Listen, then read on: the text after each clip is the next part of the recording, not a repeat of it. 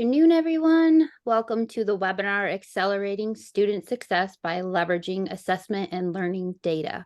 I have with me Laura Fetter from CASAS and Robert Breitbard from Burlington English. So I just want to hand it over to them and thank them for presenting today. Robert and Laura. And Laura, I'll let you take it from here with our intros. Thank you. Hi, everybody. Thank you for joining us today. I'm so happy to be co-presenting with Robert. So we're going to talk today about how we're going to enhance learner persistence through data chats. And when we say data chats, we mean data chats with students. And by the way, in the chat, if you'd put in your name, the program you're with, and what city you're coming in from, please do that. And also, if you're willing to admit, were you shimmying at all during that intro music? Okay, is anybody willing to admit that you had the music in you? And that's a big shout out and kudos to our friends at COAVE for having such great. Yes, thank you, Ashley. Yes, all right. Well, thanks everybody. And again, it's actually my incredible honor to be here with the incomparable Laura Fetter from our great friends at CASAS, our partners for many years here, and of course, celebrating my 10th year with Burlington, my 33rd year in adult education, Director of Educational Partnerships with Burlington English. So I promise you, we've got an extra great presentation for you today, and I'd love for you to be thinking, because we're going to ask you at the end, so a little spoiler alert, we'd like to ask you at the end, what are you going to do with this information that we're sharing at the end? Okay, so extra thinking caps on, if you will, and we'll take it from there. So yeah, so we'll talk about the benefits of chats, and I'd like to genuinely huge shout out to Laura. This was totally many months ago, Laura's idea, because of course, Laura ran one of the largest, if not the largest program in the United States with Los Angeles Unified School District. And, we often talk about andragogy and adult learning styles and the fact that, we're not working with kids, in adult education. Typically, we're working with true adults. And how do we get them to be true partners in their own learning? Well, a lot of that is sharing information. And then Laura's going to lead us through scale scores and what's the easiest way, really, like in a snapshot in very busy times, what's the easiest way for folks to have an understanding of where they're at, the types of data to share, and then I'll come in with some incredible help that we've got for you from Burlington English about how to go ahead and do that, and then some last tips for success. So Laura, if you want to take us through our inclusion. Okay, so we would really like to know from you, what types of data are important to you outside of work? So in your everyday life, what kind of data is important to you? Robert, should we have them put that in the chat, or? Yeah, please, in the chat. Besides just your performance of your learners and everything. What? Okay, I got weather, personal traffic, finances. Yes, yep, data, calories. Right? They always say don't step on the scale when we're dieting. What do? We step on a scale. Don't blood sugar levels. Yeah. Anybody? How much money is taken out of the check? That's taken out of that's the important check. Data. Yeah. Number of steps. Yes, that's something that a lot of people track daily. Is anybody interested in retirement? I know Laura and I plan to never retire. We love our job so much. But does anybody check their retirement? Yeah. So let's see in the chat. So yeah, so yes. And they always tell us not to, right? They say don't step on the scale, don't check your 401. And yet what do? We do it. So we must be on to something, right? With sharing information. Yeah, I mean, and somebody mentioned earlier, like traffic navigation, that's something that's new for us, right? A lot of us, before we drive to work, we look at how long is it going to take us today, right? So that's great data to have when you're trying to get from point A to point B. So that's a great daily data. Excellent. Excellent. Thanks for jumping in there. All right. So we want to talk about what are some of the benefits of data chats. We know that we know this, but let's just call out what are some of the benefits of having data chats with your teachers? With your students. And by the way, in the chat, on a scale of 1 being a little, 5 being you're totally thrilled, where would you say you are as far as sharing information with your learners? Where would you say you think you wish you had a lot more, or you've got a great system in place and your learners really know where they're at and they're true partners in their learning? All answers are perfect, and that's why you're here. Good. Hey, yeah, perfect. Everybody's doing a great job of participating. We really appreciate this. Somebody mentioned this in the chat. One of the benefits is increased self-awareness for the students. So they provide students with a clear understanding of their academic strengths and areas of improvement. Yeah. I love the phrase, you'll never be lost if you don't have a destination, so, but you won't be inspired either. Yeah. I think somebody else also mentioned goal setting and motivation. So when students have a clear picture of their current standing and the progress they need to make, they're more motivated to work towards their goals. Kind of like in the chat, a lot of people are bringing up their bank balance account. So managing maybe your savings or watching your savings makes you more motivated to save more. So it's the same for our students.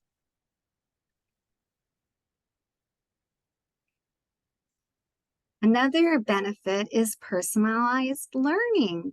Data chats enable educators to tailor instruction, which Robert's going to talk about a little bit later, and then to support students where they're at. Yeah, I just recently was at a conference where there was an author talking about the creative tension between where I'm at now, but what my goal is, right? What my goal. So I've got to know where I'm at, got to know where I'm going, and that creative tension, that actual positive tensions, positive stress to keep.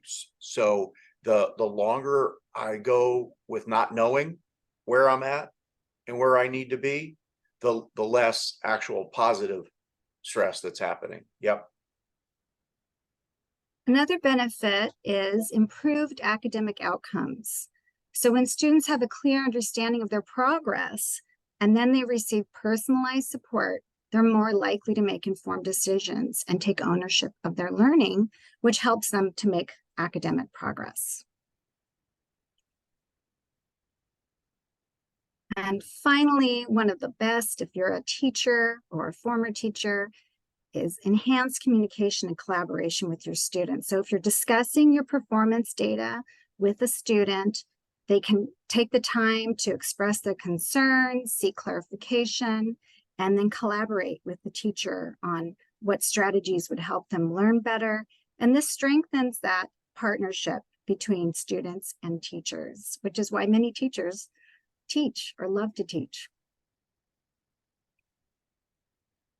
Woo! Wow, you can get a lot of information. You can get a lot of information. So let me take just a moment to get in the beginner's mind, get in the minds of our students. So is there anybody who's in the chat has seen reports like this? Anybody in the chat seen reports like this, data integrity, what have you? Okay, all right, we've got the advanced group here, Laura. Okay, all right, and it talks to you, right? It talks to you, but what do you think to that learner? What is about getting in the minds of the learner? By the way, I got to hand it to our friends at CASAS. They are so great, and Laura will share this, of course, at the end. If you're not super familiar with reports like this, our friends at CASAS have made it so easy, and Laura's got great information on that, and we've got contact information. By the way, I should also say, if you have any colleagues or anybody who wasn't able to join in, COAB archives these. So all you have to do is you'll get a follow-up email. This will be archived, COAB webinars archives, and it should be up in a few days, by the way. All right, so let me show you what maybe if I showed all that information to a student, what they might be thinking. Okay, get your hands together, rub your hands together just for a second. Rub your hands together. Okay, yes, I love you. Love it, love it, love it. Okay, are you ready? Okay, what are we looking at now? Somebody, what are we looking at? What just popped up on the screen? All right, Michelle, yeah, Constance, okay. All right, so now here, Canadian Broadcasting Company, I don't know what that is. Okay, so CBC. All right, so here, on a scale of 1 to 5, 1 being a little, 5 being a lot, if I just gave you this to look at for just a moment, how comfortable do you feel interpreting it? 1 being a little, 5 being a lot. Wow, Julia must have a doctor. Really? Oh my gosh. Okay. Okay. All right. Good. Zero. Thank you. Some people like myself. All right. So this is, I love that term, getting in the presenter's mind, getting in the beginner's mind. And so it's so used to, tyranny of the familiar. We stare at this stuff all day long. So while this means everything to my doctor, this means nothing. Thank you, ChatGPT. So we got to think about that in what I also love for my ed specialist degree. It was on change, and my lead professor wanted me to think about one thing. Robert, I want you to do research on most people don't do things because they're underwhelmed. Most people don't do things because they're overwhelmed. So actually, what's the minimum amount of information we can share to empower learners? So was there anybody in the chat who was pretty good in chemistry in their days in the past? Anybody liked chemistry whatsoever? Yep. Okay. Good. Thank you. They said there would be no math. Yes. Thank you. Okay. Okay. More honest people. We have found them. Yes. So, all right. So you might win Taylor Swift tickets if you know what this is. Remember, might is what? Conditional, could happen. 50-50. Chemistry. Yeah, it was good. Salt. Good. I got some good. Thank you, Carrie. Yes. Salt, maybe. Yes. Oh, Patricia's on to something. Patricia. So here's something that we should be thinking about, how often we speak in teacher speak or administrator speak to our learners. And when really, if we just made things a little bit easier. So yes. So what you see on the screen is a leave. So when you're looking at data, when you're having chats with your learners, think of, am I talking education ease, or is this really making a difference? Do my students really understand it? And so the reason I bring this up is because of something that CASAS has done to make it easy. And I'll turn it now over to Laura to talk about sharing easier information. Right. Yeah. Thanks, Robert. Yeah, we're seeing a lot of great comments in the chat. We want to keep it simple for our students. So we want to, I would say, as a former ESL teacher, I would start, if I'm going to share data, I would start with the CASAS scale score. So after taking the CASAS assessment, all students are given a score on the scale. And a score of 150 is the lowest possible score, and a score of 270 is the highest possible score. So this feature allows us to place learners of different proficiency levels who take different tests on the same wide proficiency continuum. So on the screen, this is the CASAS scale score for English language learners. It goes from the low level, level A, up to level E. So let's go to the next slide. So this is how I would look at this as a teacher. So I would take if I were teaching level A, I would take the level A portion of the scale score, and this becomes my roadmap for the question or for the student as they make those incremental gains. It's like a little thermometer where you can measure little gains. So you're not focused on level gains, you're not focused on NRS gains, you're focused on tiny little incremental gains.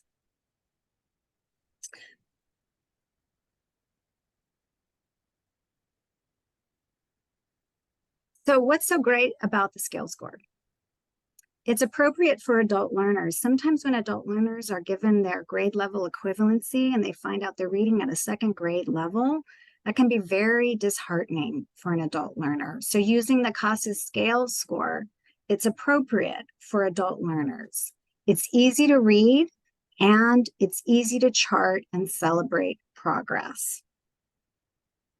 And Laura, by the way, if in the chat, if folks could put in, if this is some of the first times you're seeing things like scale scores, or back to that 1, I'm comfortable a little bit, but 5, I'm really comfortable. Would you put in the chat, you know, how you feel about talking about scale scores, or maybe this is some of the first times you're seeing it. I can remember I actually taught for quite some time, and this wasn't okay. Great. Again, we got the high achievers. Okay. Confused. Great. So just know, I can't say it enough. CASAS has some just fantastic training to put you through this, so that everybody answers as a 5. I feel fantastic about it. That's great. That's great. Yeah, and if you don't use the CASAS yet, that's fine. It's just, we're just trying to provide you with an option, if you are using CASAS, of how you would map incremental gains. But there's going to be other information for mapping incremental gains a little bit later as well. Yeah. And thanks to all you experts. I see people answering in the chat. Thank you so much for sharing your expertise. So, where you might find your CASAS scale score for your student would be on the personal score report. So you can see in red, the number 208, this is where the student fell on the CASAS scale score. And then on that little thermometer on the left, the scale score, you see the description of ESL level 4, which is where that person fell in the scale score, and a description of what some of the things the student might be able to do based on their CASAS score. Another place that you would find that scale score would be on the individual skills profile. Remember earlier we were talked about, like, what data should I share with students? There's so many reports. Where do I even start? So we're just recommending that you start with the CASAS scale score. Great. Nancy's saying this is what she uses. So great. So the scale score is right there for you, circled in red. There's a lot of other information there. And if you want to take the time to talk about that data with your student, you could. But I'm just recommending that we keep it simple, and we're going to focus on the scale score. And again, hats off to CASAS for reports like this that obviously can empower teachers, and give them more information, so that to, do even more targeted. Again, I could imagine going to the doctor and not taking, blood work done like we talked about before, so that she or he knows how to best prescribe, what's right for me. And so great information here for learners as well as teachers. Yep. Yep. So again, one of the things that kind of stops us sometimes from having these data chats with our students is we're like, how am I going to explain the scale score to my students? How am I going to make that formula, right, that Aleve chemistry into Aleve? So Robert and I want to share some ideas for maybe using analogies to help students understand the scale score. So here's some data that some of you in the chat mentioned that you're tracking. So if you were watching your weight and you were trying to measure progress towards losing weight, you might use this scale. And the great thing about tracking that progress is the more you succeed, the more you want to stay on that path. So it's the same thing for our students who are working towards an academic goal. The more they succeed and the more they see their success, the more they want to stay on that path. It encourages them to persist. And in fact, in the chat, can somebody tell me a tool that you might use regularly to keep you motivated about something? Is there anybody who uses a tool to keep you motivated about something that provides you information, can provides you data. I'm looking for, okay, gotcha. Ah, there you go. Okay, we're getting close. We're getting close. Thank you. You might find it on your wrist. That's right. Right. How many folks have an Apple Watch or a Fitbit or some kind of tracker on your app? And does it help you? Does it help you? Anybody out there? Does it help you catch, with steps or what have you? Yeah, yeah. So again, hats off to Laura for bringing this to relevancy, right, in our real world, to help understand how important it is in our in our time, in our experience with students. Some more analogies. More analogies. Woo-hoo! So, woohoo! Everybody knows this one, right? We've all stood in the doorway and had our parent or guardian measure our growth as kids growing. We would have those little hashtags, right? I'm one of 6 kids, so there was a very crowded hashtag marks in my family home with different siblings' names there, right? But that's one way for us to measure growth. Here's another way. Somebody had mentioned it earlier. Some of the data that they're tracking is their savings balance or their stock market portfolio. So this is another analogy, the analogy of saving money and watching that money grow over time. This is another analogy you might share with students as they're tracking their progress towards their academic goals. And by the way, I just love the research on like groups of soldiers that were asked to march, in basic training. And one group was say, just march until we tell you stop marching. And another one was told a specific, and they would shout out how far they've gone. And just the amazing difference between just knowing how far, progress. And so, Laura, I got to admit, as I travel to about 30 something states a year, I love that people are figuring out more ways to spend just a little bit more time with learners up front as part of intake and orientation, right? So to explain just what you're about to get into, and what kind of data markers are we looking for. And as we're going to tease in a little bit, what you can do about it as the learner. So again, I asked you to be thinking about, when we wrap up today, what's your takeaway plan? What's your action plan? So I would hope you'd be thinking about that. Is there any way we could upfront a little bit more, particularly since it's not compulsory education, how can we build understanding of what you're about to get into as early as possible? Yep. What additional? So I just want to kind of echo what you were saying there, Robert. That's why I wanted to focus on the scale score for CASAS, because you can physically see like people moving up that scale. And if you have a student has a copy of that when they started, and then a copy of that when they ended, and they can compare, right? It gives them that sense of movement towards their goal. So taking the time to ground students in their understanding of that scale score at the beginning is really going to pay dividends later on. So what additional data might be helpful to share with students? So I just want to give you all a little peek at the new CASAS Student Competency Area Report. You might be aware that we have some new test series out. We have the reading and listening steps series for English language learners, and we have the Math Goals 2 series for ABE learners.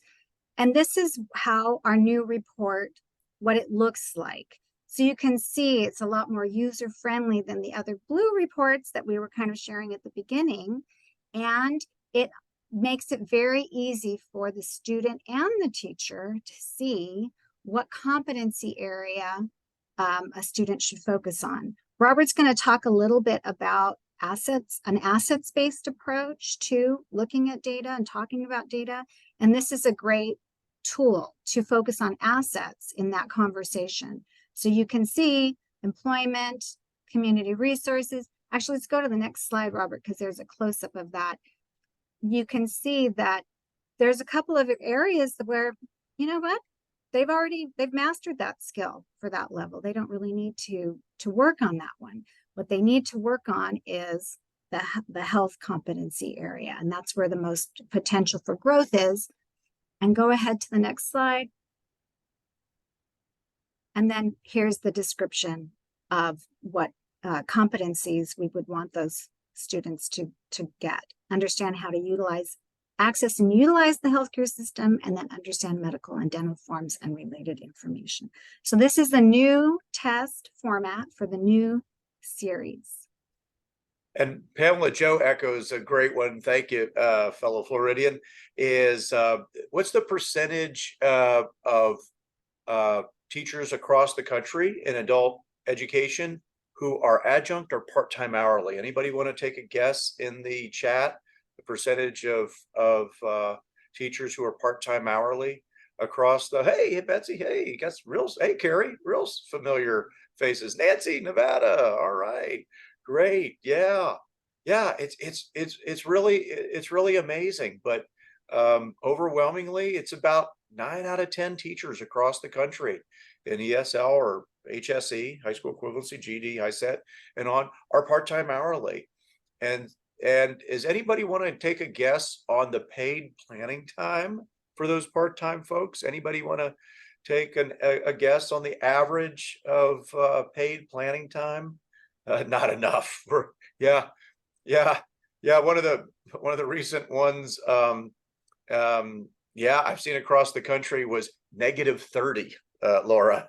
-30. I mean, I'm doing it on my own time. Right, exactly. I'm doing it on my own time. So kudos to once again to my colleagues that I'm going to shout out at Burlington to taking that into consideration, and again our friends at CASAS, to make this as easy as possible. How quickly, with very little time on my hands, can I get a snapshot and just enough information? So these, like Pamela Jo said, these new reports are just fantastic. So how might we share the data? Okay, so we've got these challenges. So here, in fact, you know what, Laura, this is your baby. Let me let you read through this. You've done a great job on it. Thank you so much. Well, I think as educators, sometimes we think it's our job, our students coming to us as this empty vessel, and we, the educator, are going to fill this empty vessel with information. And especially for adult learners, that's just not true. They're bringing talents, experience, life experience, skills with them. So I just think it's very important to kind of honor that and make sure we're approaching these data chats with an assets-based approach. So focusing on all the things that they know already and bring to the table first, and then looking at maybe where some of the growth areas might be. And then once we know where those growth areas, like on that previous slide with that new CASAS report, we know health is a growth area, then we would provide different learning pathways so that students have the opportunity to make growth in that area. And that's really where Burlington comes in. And then that continuous feedback loop of moving forward, progressing in that area. Love it. Love it. Thank you, Laura. So big shout out to a number of colleagues. But before I do some shouting right now, before the Red Bull kicks in the chat, if you would, if you happen to have access, if your program happens to have access to Burlington English, might you place that in the chart? I'm always in the chat, always interested to see who might have some information. And again, I'm a notary, so this is Laura, this is doctor-patient confidentiality. What happens in the chat stays in the chat. And on a scale of 1 to 5, 1 being a little, 5 being you're like a black belt, how would you rate your knowledge base of Burlington English? And again, this is all, if you put 1, 0, you're in the right place. Yes, you're on the right flight. In fact, okay, I am moving you all up to first class. That's it. All right, even though I fly coach. So yes, fantastic. I'm a notary too. That's great. Okay, so big kudos. So if your name is Debbie Gilman and you're in the chat, you better put your name in right now. And Natalie and Claudia. And I got to tell you, I have some of the best colleagues in the country, and they have taken Burlington to, hey, there's Debbie, just to an amazing level. And so, as you know, when you log into Burlington English, you get this, one of your options is this training tile. And, if you want one of my 60 colleagues to come to your school, to your site, and do on-site. We do tons of on-site, obviously, presentations. We have an incredible national calendar. So if you want to join live training with colleagues from all around the world in a great, safe, fun environment, please log on to Burlington. As you can see, click on the training. But the one I want to spotlight right now that is so great, and again, just can't go on and on about my wonderful colleagues who did all the heavy lifting to put this together, is, Laura and I were talking about saying, anybody who's probably joining onto a webinar like this, you had me at hello. I want to do the best by my students, right? But I'm always looking for ideas. So I love this one. These are on demand, are archived trainings that we have. You can see all of these great, and this is just a sampling. Whether you're taking your very first steps with Burlington English, or whether you're a black belt already and looking for taking it to the next level, we've got fantastic on-demand training for you, live training, you name it. So this particular one is really great, and this is everything you really need to know about putting all of these great ideas and all these analogies into practice. And that's Progress for Burlington English courses. By the way, if you haven't been in a while, we've got great new stuff in there. So we've got things like module tests. In fact, if you're hearing Burlington module tests for the first time, would you put that in the chat? If this is kind of new to you, you might be hearing that for the first time. Yeah, it really hot off the presses. So you're in a great place. So module tests, you'll definitely want to reach out to your Burlington representative to get more. And my favorite word, Laura, when I'm trying to learn a new language, free. And so if you've got access to Burlington English, it's all free. So get training on the module test. You'll love them. So using Burlington English for doing everything that we've been talking about right here. So let me cut to the chase and show you. So again, modeling progress. Love this. So as you can see, you can model, this comes down to, making data understandable, the clarity, but also, once again, we talk about andragogy, we talk about adults who want to be empowered to be partners in their own learning. And so this can help whether you're a teacher taking your very first steps with Burlington English, or you've been using it for years.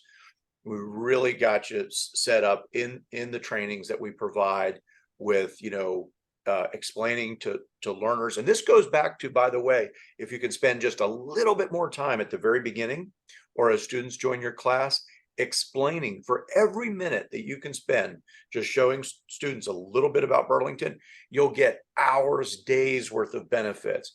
So showing them how to get their, my progress. And then again, how to make the information, once again, as easily understandable to them.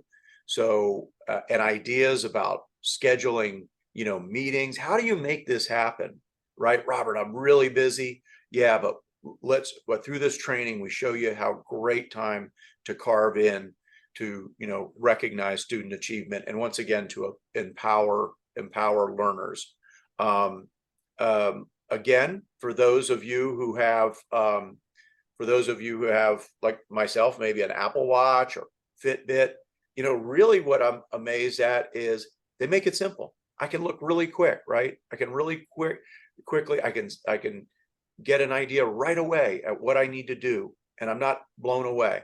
And so that's what we've done with Burlington English. We've got it all set up with scenarios and trainings. And like I said, this is all archived that I'm showing you right now, that you can have access to.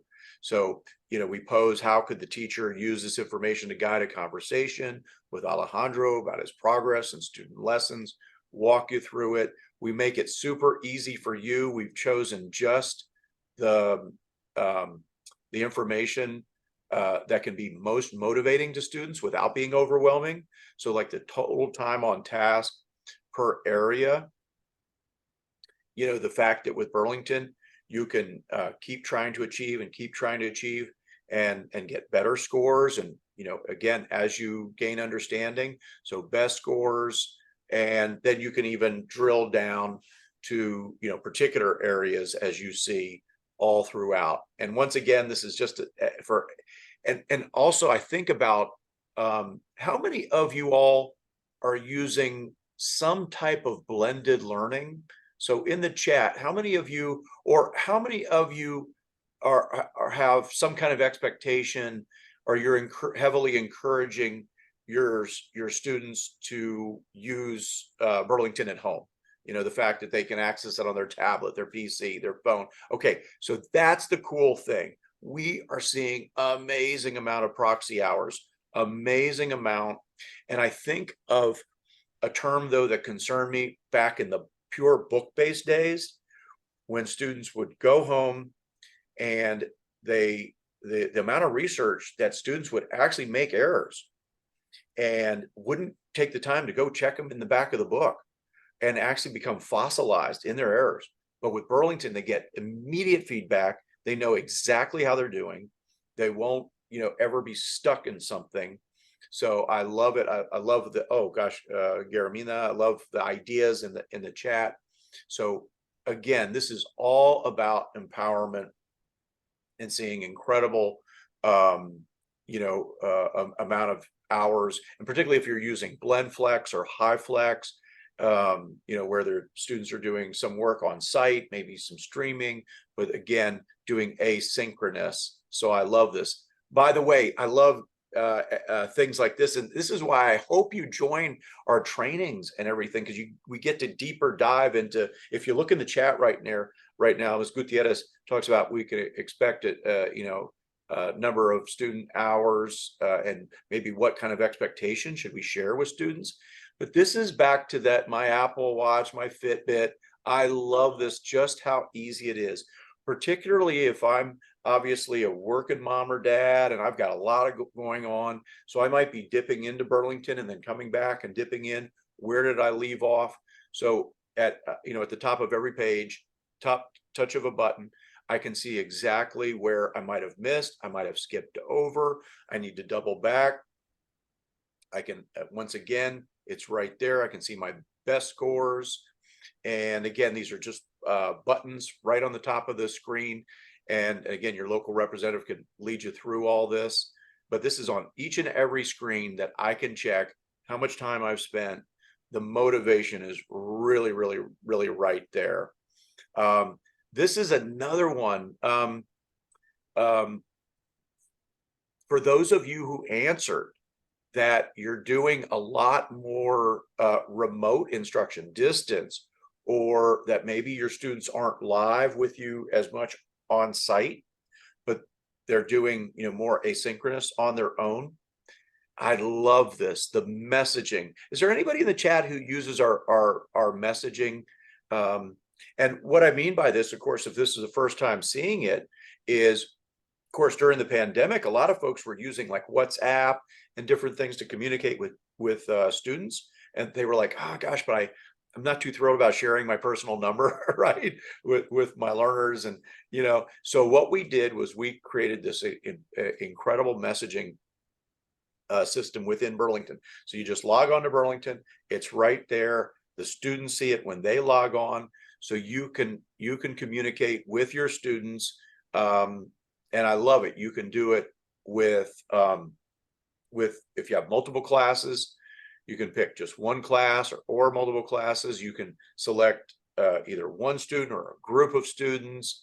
Once again, you can you know, if you don't want to be inundated with replies, but you just want to get the information out there. If you're doing flipped classroom and you just want to present to the learners, hey, before you come into class, please review the following, right? That flipped classroom idea. By the way, I know I'm throwing out a lot of ideas. We cover all of this, you know, with your representative and with your in these live trainings. So just know that I think this is a great way as we move away, when we understand that students have really busy lives, and the expectations that maybe they can't all come Monday through Thursday night 6 to 9, but we can have differentiated scheduling or just meet them where they're at.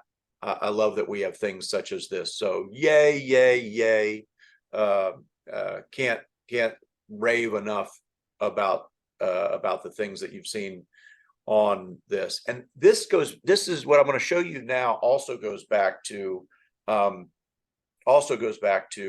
not fossilizing, not with book-based learning. So often, so much research is that folks would just, you know, they would read and they'd answer, but they'd make mistakes. And again, they wouldn't take the time to go back and check, or they wouldn't fully understand it. So once again, I love that live students can get immediate feedback. And again, going back to the fact that I'm not in the classroom possibly every time when I'm doing this work, and maybe nobody around me back home speaks English to be able to help me out. So I've got it.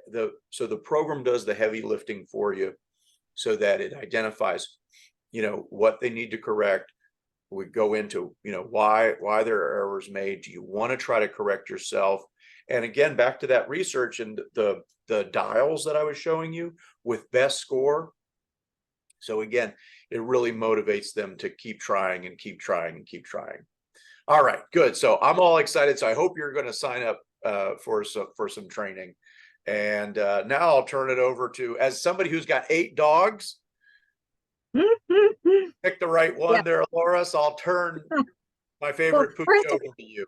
Yeah, I just want to say thanks, Robert, for sharing, for reminding folks about what's available there in Burlington. I think a lot of times, you know, you hear it the first time and you forget. So it's great to get a refresher on all the tools that are available that are going to help teachers communicate with students. And in the chat, you can see lots of people are already using these functions or planning on using these functions. So,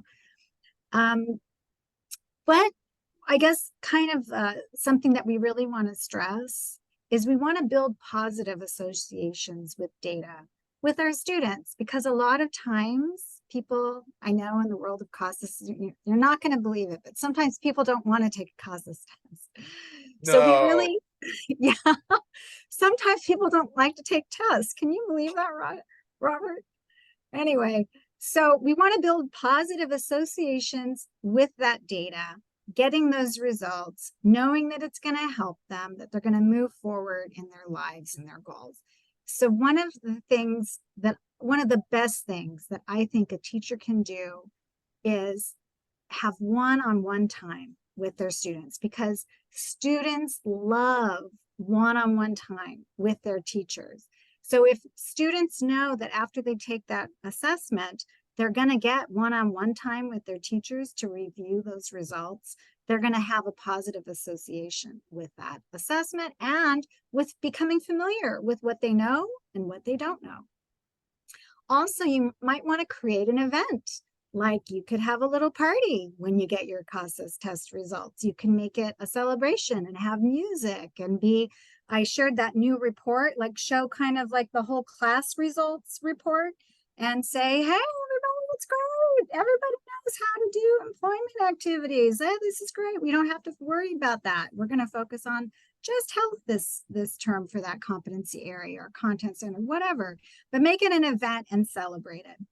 And then most importantly, celebrate class and student progress. We just don't celebrate enough what we're doing right and what we're getting better at. We really have to call this out and celebrate our progress as a class and then individually as students.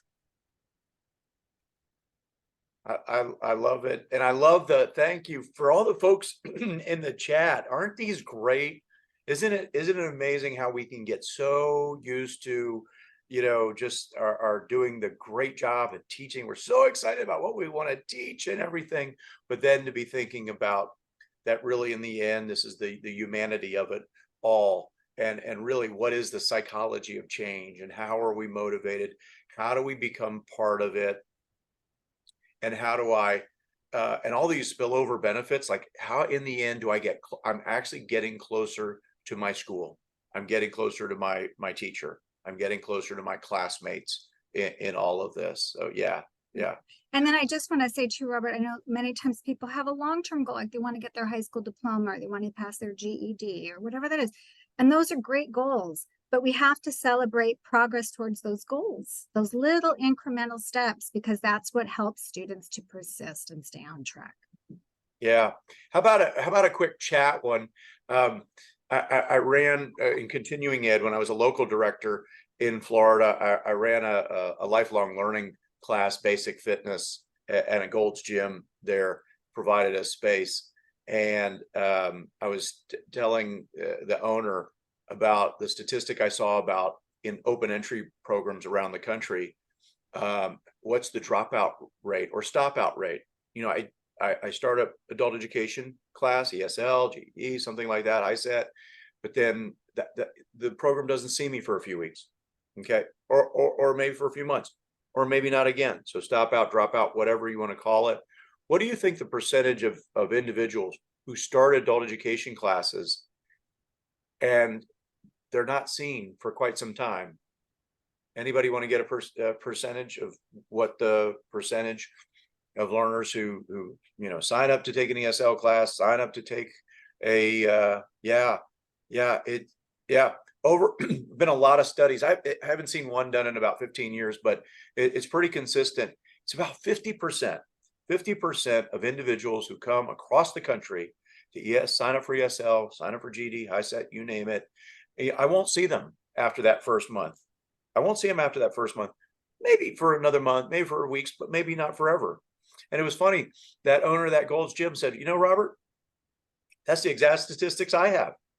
In December when it's, New Year's resolution time and gyms have that great deal, like sign up for the year at a 50% discount and everything. He says, yeah, by sometime in February, I can sell more, because I've got a relatively empty gym and everything. So change, but he told me interesting things. He said, but if you get a personal trainer, do you know your chance of reaching at least short-term gains goes up, 40-something percent? Do you know if you can get with a buddy group, some kind of group, training group? So I like to take some of these psycho-emotional things from other, areas of our lives that we know work and put them into adult education. But so much of it does come to, start with data. And so I love this thing. Oh, and Laura, I'll let you tackle this one if you don't mind. Yes, this is what I called ye old farming schedule. And I know Sergio Gamuccio is on this webinar and he's very familiar with this schedule we had.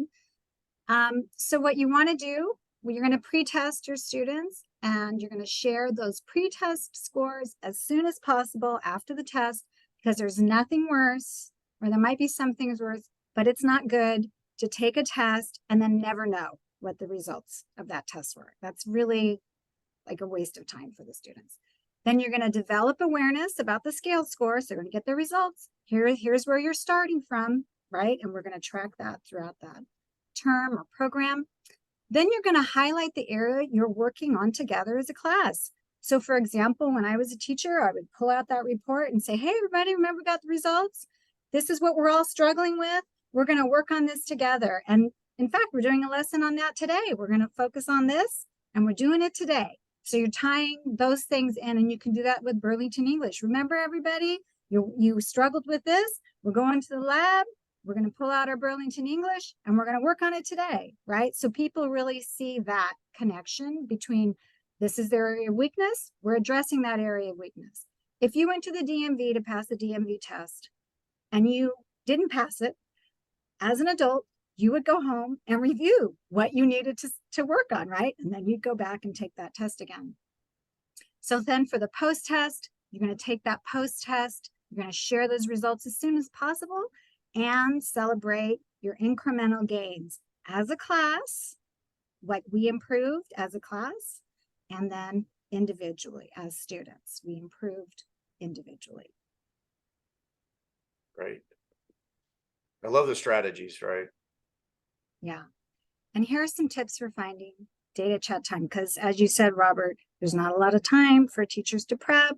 I'm sure that teachers think this is great. I'd love to meet one-on-one with my students, but how am I going to do that? How am I going to find time? So here's some ideas for finding time to data chat. So number one, Burlington English, right, Robert? Like when students are working in their Burlington English, on those worksheets or phones or wherever they're doing their Burlington, that's a great time. Teachers could pull out students individually to have those one-on-one data chats. Another idea is maybe you partner with another teacher and your class goes over to that teacher's room and you pull out students individually. And then of course you'll have to, do the same for that teacher as well so they can do their data chats.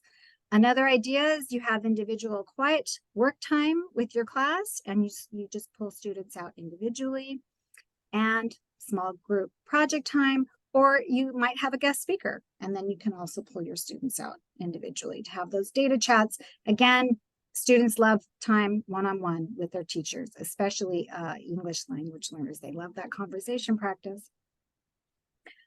We do a data chat during our last day party. That's great.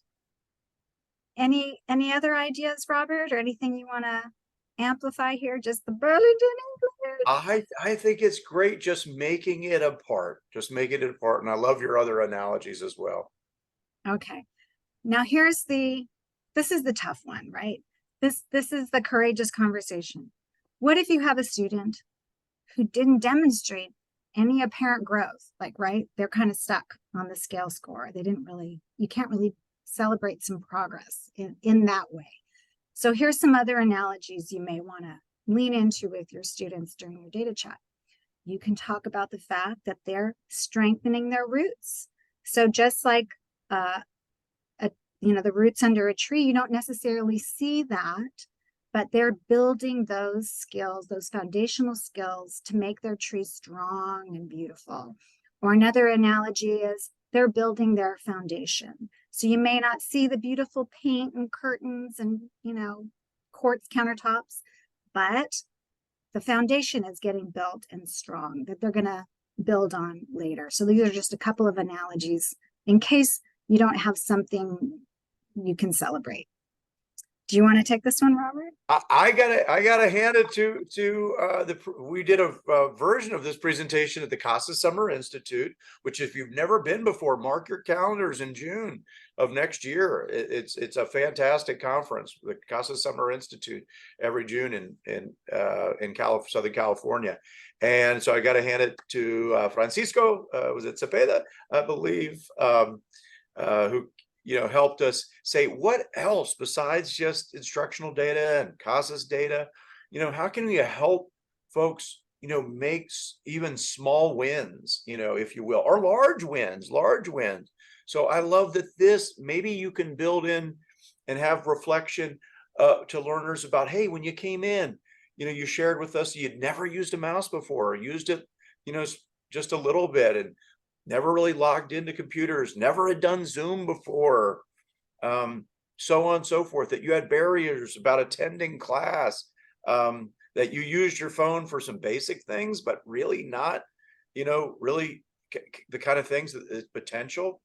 The fact that you built, your social skills and soft skills needed to get jobs and keep jobs, but you did it internally in our class. So I love these ideas, and I'd like, once again, I know we're running tight on time, but I'd hope you'd be thinking about, what CASAS data can you share with your learners, what Burlington data can you share, but then also this whole ecosystem of when we're kids, we're supposed to make mistakes, raise our hands, get it wrong, go back to school the next day, do it anyway, but in adult ed, we're adults. We're moms, dads, employers, employees, so on, community members, not supposed to make mistakes.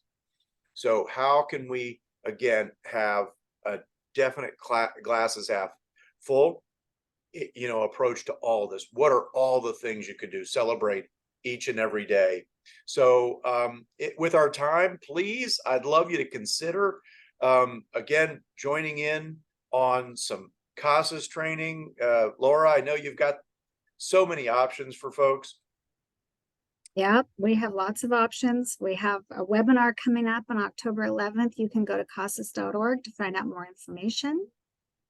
Yep. And you've got a monthly call if you're not already part of the monthly calls with CASAS.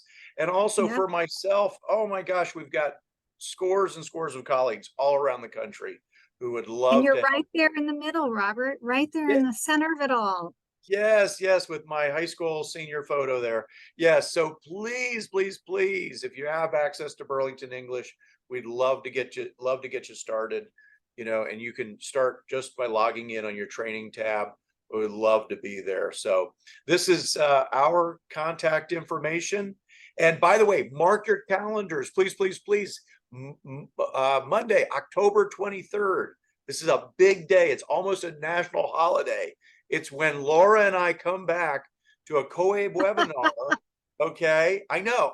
There's going to be a parade, and we're going to talk about the new CASAS ESL assessment steps.